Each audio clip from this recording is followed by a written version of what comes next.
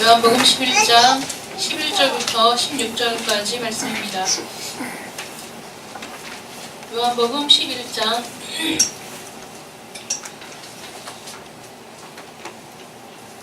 11절부터 16절까지의 말씀 봉독해 드리겠습니다. 이 말씀을 하신 후에 또 이르시되 우리 친구 나사로가 잠들었도다. 그러나 내가 깨우러 가노라.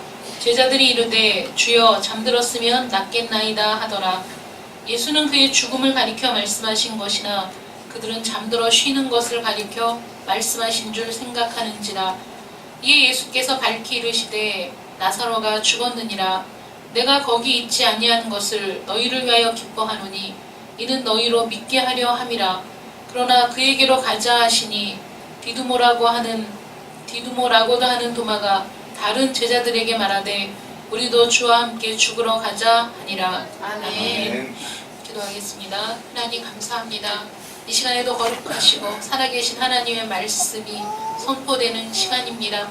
하나님, 예배를 드리러 이 자리에 나왔사오니 하나님의 말씀에 귀를 기울이게 하여 주시옵시고 선포되는 말씀을 통하여서 우리의 가라앉은 심령이 회복되며 우리의 연약한 심령이 굳건하여지며 우리의 부족한 믿음이 새로워지는 귀한 시간이 되게 하여 주시옵소서. 아멘. 오직 하나님의 말씀이 이 시간에 각 사람의 심령 속에서 역사하사 믿음으로 이끌어 주실 것을 믿사옵고 예수님의 이름으로 기도드립니다. 아멘.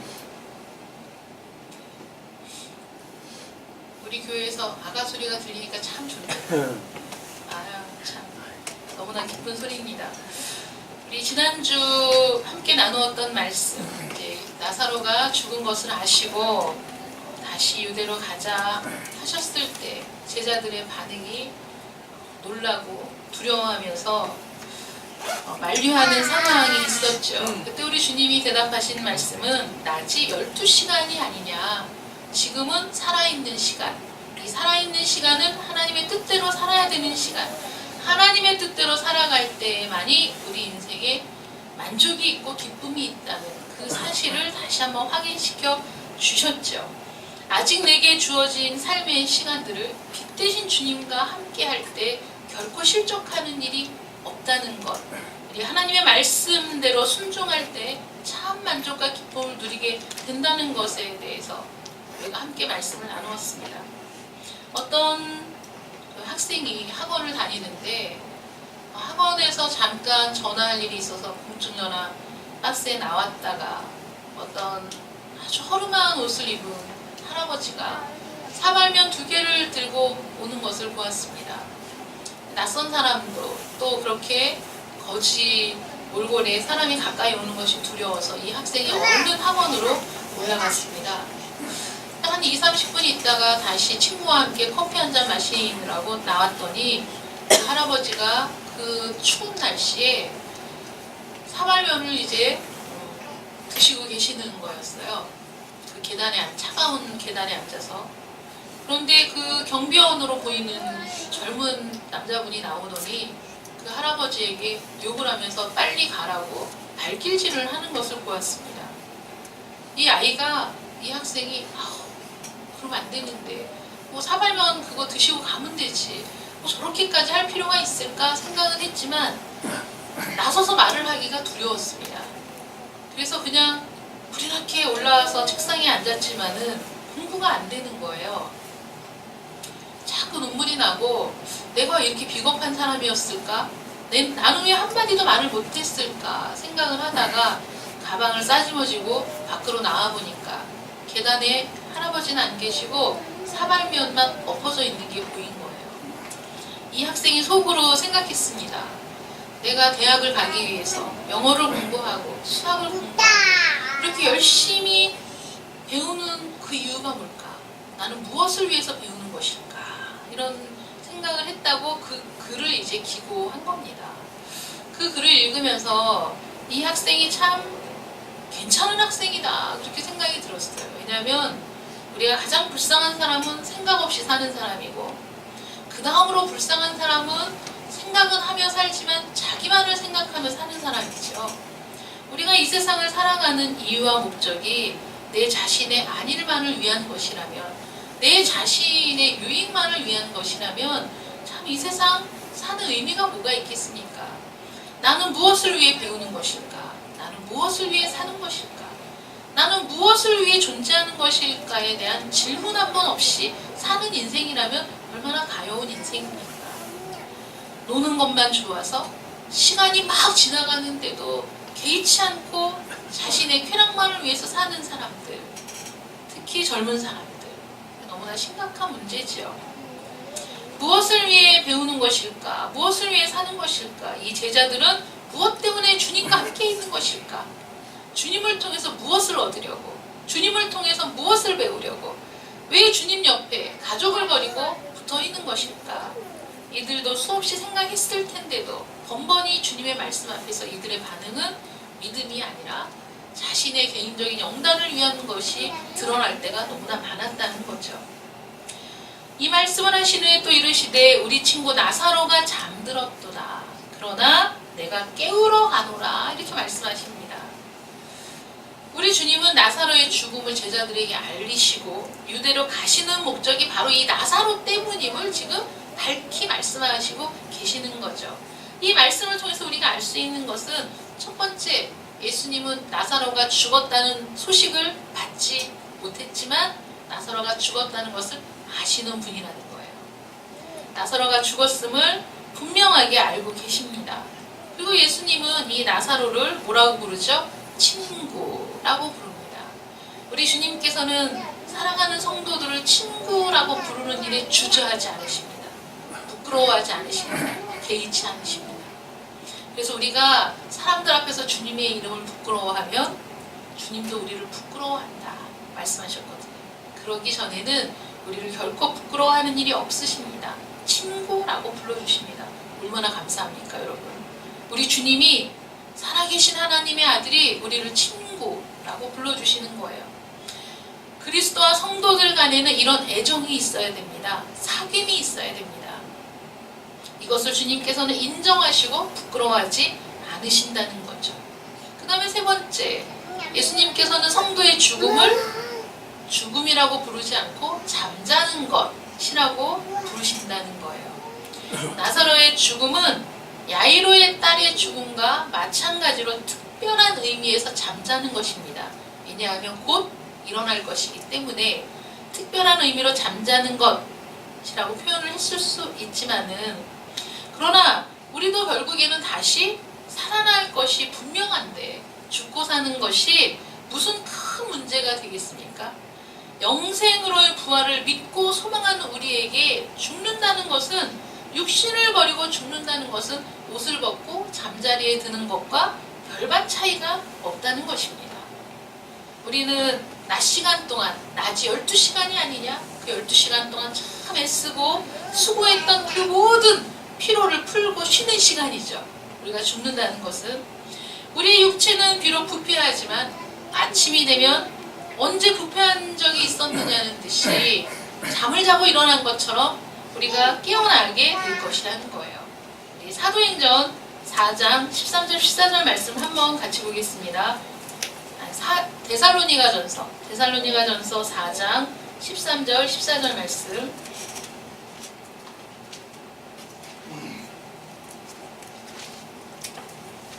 데살로니가전서 4장 13절 14절 말씀 함께 읽겠습니다. 시작. 형제들아, 자는 자들에 관하여는 너희가 알지 못함을 우리가 원하지 아니하노니 이는 소망 없는 다른 이와 같이 슬퍼하지 않게 하려 함이라. 우리가 예수께서 죽으셨다가 다시 살아나심을 믿을진대 이와 같이 예수 안에서 자는 자들도 하나님이 그와 함께 데리고 오시리라. 아멘. 자는 자들에 관하여는 여기에서도 잠자는이라고 표현이 되어 있습니다. 자는 자들, 죽은 자들이죠.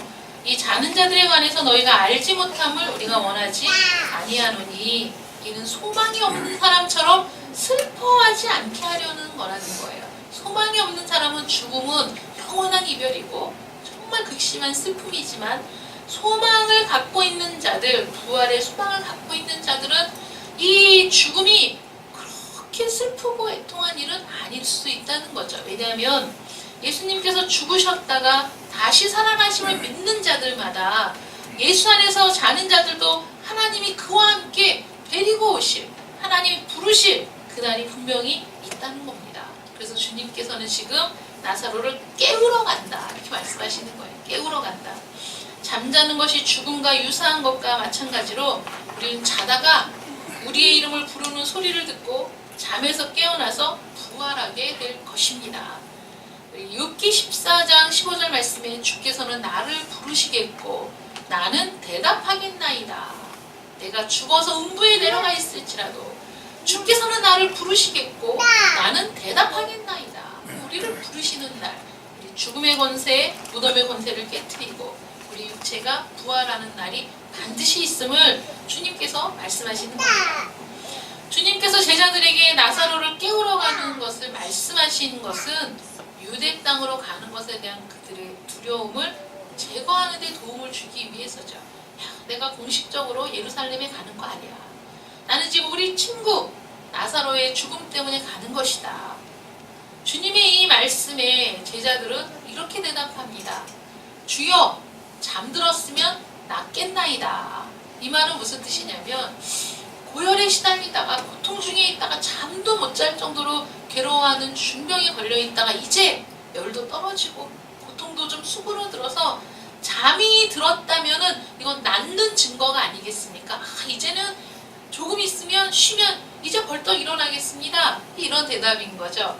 이거는 또 어떤 의미냐면 제자들은 나사로가 병들었다는 소식을 들었을 때 낫기를 바랬죠. 왜냐하면 나사로하고도 다들 친했으니까 낫기를 바랬는데 이제 예수님이 그가 잠들었다고 하시자 주님 이제 낫겠습니다.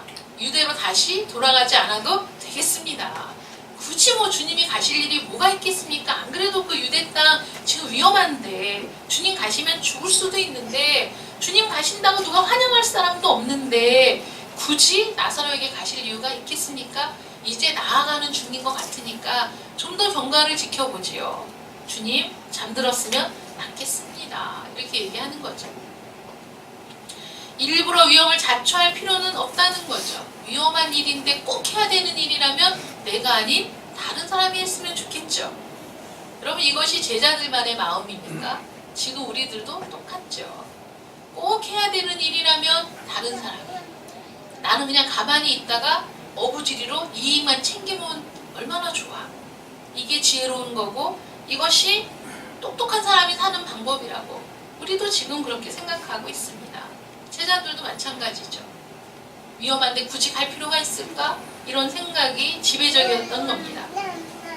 그러나 우리 주님께서는 베다니로 가시려는 자신의 결심이 확고함을 보여주셨는데 제자들의 반응에 대해서 예수님이 그 잔다는 의미가 바로 죽었다는 것임을 얘기해 주신 거예요. 직접적으로.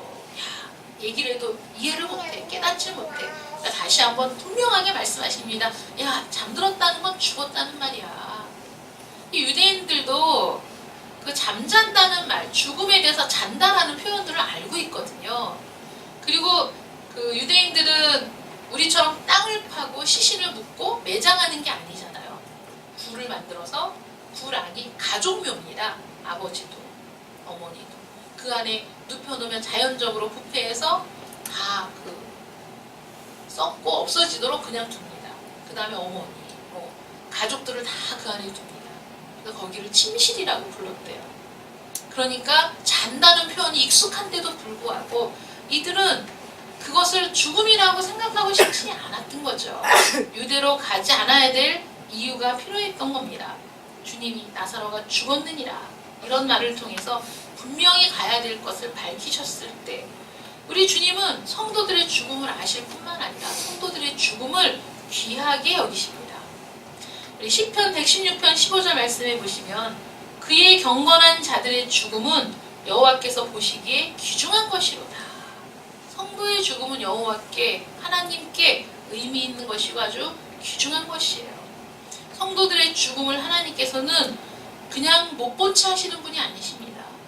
그럴 수도 있지 대수롭지 않게 여기시는 것도 아닙니다. 성도 한 사람 한 사람의 죽음은 하나님 앞에 아주 귀중한 것이에요. 우리의 영혼이 하나님 나라에 들어갈 때 저 천국에서는 잔치가 벌어지고 환영식이 벌어지는 거죠. 예수님은 자신의 말을 이해하지 못하는 제자들에게 그들의 수준으로 낮추셔서 앞서 말씀하셨던 내용을 다시 한번 설명을 해 주십니다. 그리고 그 이유에 대해서 드디어 말씀하시죠. 15절 말씀 보시면 내가 거기 있지 아니하는 것을 너희를 위하여 기뻐하노니 이는 너희로 믿게 하려 함이라. 그러나 그에게로 가자 하시니. 이유가 무엇입니까? 목적이 무엇입니까? 너희를 위하여 기뻐한 그 일. 너희를 위해서 기쁜 일이라는 거죠. 제자들을 위해서도 기쁜 일일 뿐만 아니라 나사로와 그 누이들을 위해서도 기쁜 일이라는 거예요. 우리 주님은 목적 없이 행하시는 분이 아니십니다. 이미 영원한 작정, 영원한 섭리 가운데서 이 모든 일들을 아시고 이 일을 통해서 하나님께 영광을 돌리는 것은 물론이거니와 그 자리에 있는 사람들, 여기에 관계된 모든 사람들, 제자들에게 이 일을 통해서 말씀하시고 확신시켜 주실 일이 분명히 있으셨다는 거죠. 예수님이 즉시 가셔서 나사로를 고쳐주셨다면 나사로의 가족에게는 큰 위로가 되었을 테지만 제자들은 그리스도의 크신 능력을 다시 확인할 수 있는 기회가 아닙니다. 있었던 일이에요. 봤던 일이에요. 자신들도 목격했던 일입니다. 똑같은 일이 또 일어났다고 해서 그것이 감격이 되지 않는 거죠. 그러나 그리스도께서 지금에야 가셔서 이틀을 더 유하셔서 나사로가 죽어서 장사된 뒤에 가셔서 그 몸이 썩어서 냄새가 나는 상황에서 나사로를 다시 살리신다면 그 일은 그 누구도 보지 못했던 정말 이들이 깜짝 놀라서 뒤집어질 만한 너무나 놀라운 일이었던 거죠. 아무도 상상할 수 없는 일, 그 누구도 가능하다고 생각하지 않는 일. 사람이 때로는 죽어서 간에 있다가 일어나는 일도 있다고 하지만은 그 시신이 썩어서 부패해서 냄새가 나는 상황에서 다시 살아난다는 것은 있을 수가 없는 일이죠. 이 일은 분명히 필요한 일이었습니다. 왜 그런지 아십니까, 여러분? 우리 주님께서 내가 죽을 것이라는 말씀을 하셨을 때마다 제자들이 안 됩니다. 안 됩니다. 손사래를 치며 반대했죠. 왜냐하면 자신들은 지금 이 현실에서 예수님이 왕이 되고 자기들은 예수님의 양편에서 높은 자리를 차지할 욕심이 있었는데 우리 주님이 죽으신다고 자신의 순환을 예고하실 때마다 제자들은 두려워하고 그 말을 듣고 싶어 하지 않았습니다. 이 성전을 헐어! 내가 사흘 뒤에 다시 짓겠다! 이런 말을 들을 때 모든 사람들이 예수님을 이상한 사람, 미친 사람 취급했지 그 의미가 무슨 의미인지 깨닫지를 못했습니다. 이들이 바리새인과 사두개인이 부활에 관해서 서로 논쟁하며 싸움박질을 했어도 그 부활이 진정 어떠한 의미인지는 알지 못했을 거라는 거죠. 여러분, 여러분들이 말씀을 듣는다고 해서 말씀의 의미를 언제나 분명하게 깨닫습니까? 말씀의 의미가 분명하게 전달되고 그 말씀이 확신 있게 내 안에 들어와서 그 말씀이 내 속에서 역사하는 것을 느끼십니까? 아는 것과 믿는 것은 차이가 있는 것이고 내가 보는 것은 더 큰 차이가 있는 것이죠. 제자들에게 아무리 얘기를 해도 이들이 부활이 무슨 뜻인지 부활의 진정한 의미가 무엇인지 깨닫지를 못하고 있는 겁니다. 예수님이 마르다에게 나는 부활이요 생명이니 얘기할 때 마르다가 안다고 대답했거든요. 안다고 대답했지만 자신은 믿고 있는 것처럼 생각했지만 믿지 못했어요. 왜 이제야 왔습니까, 주님? 주님이 일찍 오셨더라면 우리 오라비가 죽지 않았을 텐데 이 현실적인 부분에만 시선이 고정되어 있었기 때문에 그 이상의 것을 하실 수 있는 주님의 능력은 바라보지도 못했다는 거죠. 여러분, 우리가 하나님을 안다는 것이 어떤 것입니까? 하나님의 어떠하심, 하나님이 어떤 분이시라는 것을 우리가 알면 알수록 우리의 전 생애를 하나님 앞에 맡기는 일에 주저하지 않을 수 있습니다. 하나님이 어떤 분이심을 내가 깊이 알아갈 때 나는 내 모든 것을 걸고서라도 우리 하나님을 붙잡아야 된다는 것에 내 전 인격이 동의하게 된다는 것입니다. 하나님 어떤 분이십니까? 제자들이 주님이 어떤 분이신지를 정확하게 알지 못했습니다. 주님이 어떤 능력이 있으신 분인지를 정확하게 알지 못했습니다. 주님이 바다 위를 걸으셨습니다. 깜짝 놀랐습니다. 야, 세상에 이런 일이 어디 있을까? 어떻게 주님 말씀 한마디에 바람이 순종을 하고 파도가 순종을 하는가 놀랬습니다. 여러분, 그러나 있는 신앙인 거죠. 그 상태. 병이 났습니다. 정말 대단한 일이다. 놀라운 일이다. 그 상태에 머물러 있는 신앙은 안 된다는 거예요. 성장을 해야 된다는 겁니다. 어디까지 성장을 해야 되냐면 부활의 신앙까지 성장을 해야 된다는 거죠. 우리가 부활의 소망이 없다면 이 세상에서의 환난과 질고를 감당할 수 없습니다. 우리는 세상 사람과 똑같이 불평하고 원망할 수밖에 없어요. 왜 내가 하나님을 믿는데 이런 고통을 받아야 되느냐? 내가 하나님을 믿는데 왜 나에게 이런 고난이 오는 것이냐? 이해할 수 없는 것이죠. 그러나 부활의 소망을 둔 사람들은 이 세상에서의 삶은 짧은 거예요. 얼마 안 되는 거예요. 순식간에 지나가는 거예요. 그러나 영원한 생명이 있음을 기억하는 자마다 지금 현실에 다가오는 고난을 이상한 일처럼 이상하게 여기지 않는다는 거죠. 베드로 사도가 한 말처럼 불시험이 오는 걸 이상한 일처럼 이상하게 여기지 말아라. 당연한 것이다. 우리 원수 마귀가 언제든지 우리의 믿음을 갉아먹으려고, 우리의 믿음을 떨어뜨리려고 우는 사자와 같이 돌아다니며 삼킬 자를 찾고 있는데, 우리가 그런 시험이 오는 것을 이상한 일로 여기면 안 되지. 그런 여러 가지 환난과 어려움이 있다고 할지라도 우리가 부활을 소망할 때 그 모든 것들을 견딜 수 있는 능력이 우리 안에 새롭게 생긴다는 것입니다. 우리 주님께서 나사로를 통해서 하실 일들은 나사로와 그 누이들 뿐만 아니라 나사로의 죽음을 애도하게 모여든 수많은 문상객들, 거기다가 예수님의 제자들까지 이 모든 사람들을 위한 놀라운 일을 지금 작정하고 계시다는 거예요. 비단 이것이 나사로와 그 누이들, 또 그곳에 모인 문상객들, 예수님의 제자들을 위한 일입니까? 아닙니다. 저와 여러분을 위한 특별한 일입니다. 믿음이 적은 자들은 완전한 믿음으로 나아가게 될 것입니다. 나사로를 죽은 자 가운데서 살리시는 것을 보았을 때 제자들도 예수님이 말씀하신 부활이 무엇인지를 분명히 알게 될 것입니다. 나사로와 그 누이들도 부활을 직접 보고 체험하는 놀라운 영광에 들어가게 될 것입니다.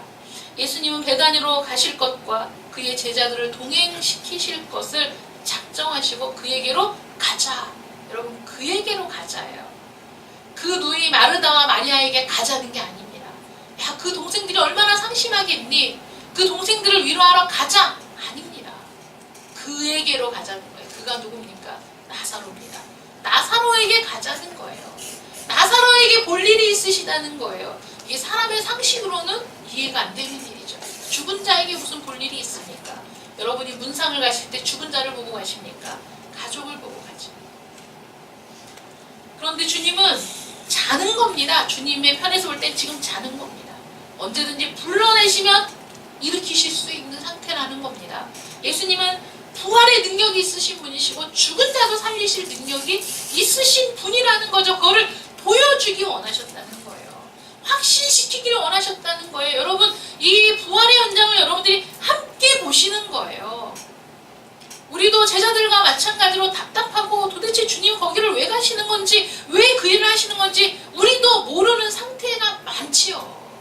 왜 주님 이런 상태가 왔습니까? 왜 이런 상황에 우리를 두십니까? 주님이 행하실 일은 무엇입니까? 우리가 이해하지 못하고 알지 못하고 깨닫지 못할 때도 많이 있지만, 그러나 우리가 주님을 신뢰하고 의지하는 사람은 그럼에도 불구하고 하나님을 신뢰하는 믿음으로 하루하루를 견디는 거죠. 인내하는 거죠. 반드시 주님께서 우리에게 가장 좋은 것을 주시는 분이심을 믿는 자들마다 현재의 고난을 참고 인내할 수 있는 것입니다. 여러분 믿으십니까? 하나님은 여러분들에게, 여러분 한 사람 한 사람에게 가장 좋은 것을 계획하시고 가장 좋은 것을 주시는 분이심을 믿으십니까? 이럴 때는 아멘 소리가 적지요. 긴가민가 하죠. 믿어야 되나? 그럴까? 아니면 평소에는 믿는다고 큰 소리를 쳤지만 막상 내 앞에 현실이 너무 버거울 때는 그 모든 믿음이 사라지죠. 정말 주님이 그런 거 맞아? 정말 주님이 나를 사랑하는 거 맞아? 정말 주님이 나를 잊지 않고 기억하시는 거 맞아? 내가 아무리 외쳐 불러도 주님은 응답도 없으신데, 이런 혼란 속에 빠져들 때마다 우리가 생각해야 될 것은 주님이 하셨던 모든 일들을 기억해내는 겁니다. 이 제자들도 이해할 수 없었고 나사로의 가족들도 이해할 수 없었던 이 상황 속에서도 우리 주님은 너희를 위하여 기뻐하는 일, 내가 너희들 앞에 이런 일을 행할 수 있는 것을 기뻐한다 이거예요. 너희들이 이 일을 통해서 믿음이 성장할 것을 생각하니 내가 기쁘다는 거죠. 너희가 이 일을 통해서 부활의 참 의미를 깨닫게 될 것을 생각하니 내 마음이 너무 기쁘다는 거예요. 이 기쁨, 전적으로 우리를 위한 생애셨죠. 전적으로 우리를 위한 생애셨습니다. 그 어느 한순간도 우리를 잊으신 적이 없고 우리를 위한 계획과 목적을 잃어버리신 적이 없으신 분이 우리 주님이십니다. 그 주님이 기뻐할 일, 너희를 위해 기뻐할 일, 이 일을 위해서 이 세상에 오셨고 우리를 위해 기뻐하시는 일을 위해서 이 모든 기적을 행하셨다는 것입니다. 그리스도께서는 죽은 자들에게도 놀라운 일들을 보이실 수 있습니다. 사랑하는 자들과의 헤어짐, 우리 친구들로부터 우리를 떼어놓고 그 교제로부터 우리를 단절시켜 놓는 죽음도 우리를 그리스도의 사랑으로부터 떼어놓을 수가 없습니다. 그리스도의 부르심은 우리로 하여금 듣지 못하게 할 수도 없습니다. 주님이 사랑하시는 자들을 주님이 부르실 때 무덤에 누웠던 자들도 다 일어나게 되는 줄 믿으시기 바랍니다. 네. 그 그리스도의 사랑은 결코 그 무엇도 우리를 갈라서게 할 것이 없는 강력한 사랑, 놀라운 사랑, 위대한 사랑, 우리를 정말 기뻐하시는 주님이 한결같이 우리를 사랑하시는 그 사랑에서 그 누구도 우리를 떼어놓을 수 없는 것입니다. 그 일을 기뻐하시는 주님이시기 때문임을 믿으시기 바랍니다. 네. 누가 우리를 그리스도의 사랑에서 끊으리요? 환난이나 곤고나 박해나 기근이나 적신이나 위험이나 칼이야. 기록된 바 우리가 종일 주를 위하여 죽임을 당하게 되며 도살 당할 양같이 여김을 받았나이다 함과 같으니라. 그러나 이 모든 일에 우리를 사랑하시는 이로 말미암아 우리가 넉넉히 이기느니라. 내가 확신하노니 사망이나 생명이나 천사들이나 권세자들이나 현재일이나 장래일이나 능력이나 높음이나 깊음이나 다른 어떤 피조물이라도 우리 주 예수 그리스도 안에 있는 하나님의 사랑에서 끊을 수 없으리라. 아멘. 기도하겠습니다. 사랑의 아버지 하나님 감사합니다. 우리를 위하여 언제나 좋은 것들을 계획하시고 가장 좋은 것을 주시기 위해 당신의 모든 것을 희생하신 주님, 우리에게 영원한 생명 부활의 소망을 주시기 위해 우리 주님께서 이 세상에 오셨습니다. 우리 주님은 그 한평생 사랑하는 성도들을 위해서 남김없이 내어주셨고 우리를 사랑하시는 그 사랑을 결코 그 어느 것도 끊을 수 없다고 분명하게 말씀하십니다. 그 어느 것도, 그 어떤 피조물이라도, 그 어떤 권세라도 우리 주님의 사랑에서 우리를 끊어낼 것이 없습니다. 강력한 사랑의 줄로 우리를 둘러주시는 우리 주 예수 그리스도를 찬양합니다. 그 주님께서 우리의 부활의 소망이 되심을 감사합니다. 그 주님께서 우리에게 영원한 생명을 주시는 분임을 찬양합니다. 아버지 하나님, 우리 주 예수 그리스도를 통해서 행하신 모든 일들을 통해 하나님께 영광을 돌립니다. 이 사랑 안에 있음을 감사하며 이 사랑 안에서 거하는 우리 모든 성도들 되게 하여 주시옵소서. 예수님의 이름으로 기도드립니다.